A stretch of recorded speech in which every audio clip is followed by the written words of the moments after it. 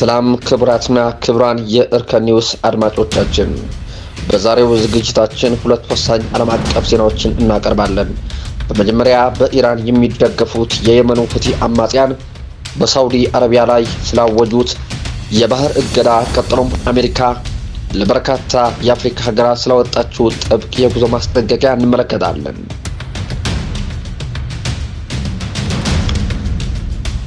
በኢራን የሚደገፉት የየመኑ ሁቲ በባላንጣቸው ሳውዲ አረቢያ ላይ የባህር ላይ እገዳ መጣላቸውን ሰኞ ዕለት አስታውቀዋል።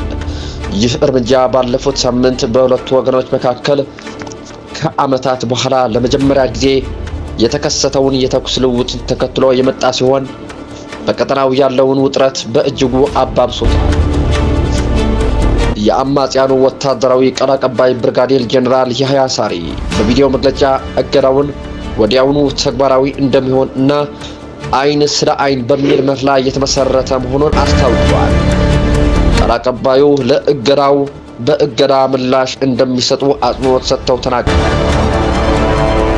ይህንን ውጥረት የተቀሰቀሰው ሳውዲ አረቢያ በሁቲዎች ወደቦችና አየር ማረፊያዎች ላይ እገዳ ከጣለችና ባለፈው ሳምንት በሰንዓ አየር ማረፊያ ላይ ጥቃት ከሰነዘረች በኋላ ነው። ለረጅም ጊዜ ቀዝቅዞ የነበረው የየመን ግጭት ኢራን በሁቲ አጋራ አማካኝነት የሳውዲ የበላይነትን ለመፈታተን በመኮረችው በሚመስል ወቅት እንደገና አገረሽቷል። አቀባይ ሳሪ የበለጠ ጠንካራ ማስጠንቀቂያ በመስጠት ከሳውዲ በኩል የሚፈጸመው ማንኛውም ተጨማሪ እርምጃ ሁሉም አቀፍ ወሳኝ ሆኖ ያጸፋ ምላሽ እንደሚገጥመው ገልጿል። በቪኦኤ አማርኛ መሰረት ይህ የቅርብ ጊዜ ክስተት በቀይ ባህር አካባቢ ላለው የዓለም አቀፍ የመርከብ ትራፊክና ንግድ ተጨማሪ ስጋት ሊፈጥር ይችላል የሚል ግምት አለ። ሁኔታው በፍጥነት እየተቀያየረ ያለ ሲሆን ዓለም አቀፍ ማህበረሰቡ በተለይም የተባበሩት መንግስታት እና የቀጠናው ሀገራት ተጨማሪ ግጭት እንዳይከሰት ጥሪ ሊያቀርቡ እንደሚችሉ ይጠበቃል።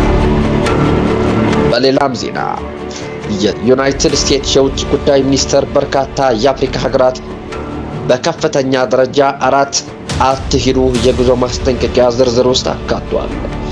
ይህም ዜጎቿ ወደ እነዚህ ሀገራት ፍጹም ጉዞ እንዳያደርጉ የሚያሳስብ ነው ተብሎለታል። በዚህም ከፍተኛ ማስጠንቀቂያ ውስጥ የተካተቱት ሀገራት ቡርኪና ፋሶ፣ ሊቢያ፣ ማሊ፣ ኒጀር፣ ሶማሊያ፣ ደቡብ ሱዳን እና ማዕከላዊ አፍሪካ ሪፐብሊክ ናቸው።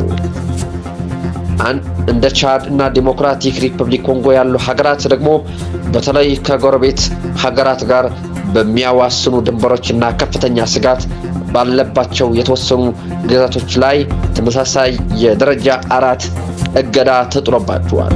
ዩጋንዳ በበኩሏ በደረጃ 3 ጉዞን መልሶ ማሰር ስር ተቀምጣለች።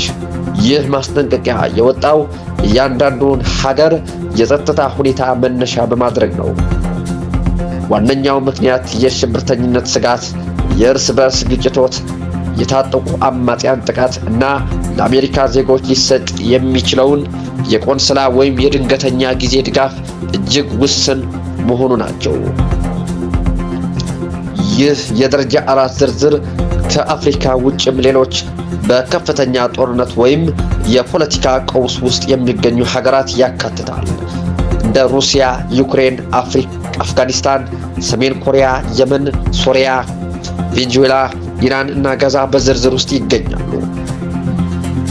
በቪኦኤ አማርኛ መሰረት ይህ መመሪያ በአሜሪካ የውጭ ጉዳይ ሚኒስቴር በየጊዜው የሚሻሻል ሲሆን በቀጣይ ወራት ተጨማሪ ለውጦች ሊደረጉበት ይችላል ይባላል።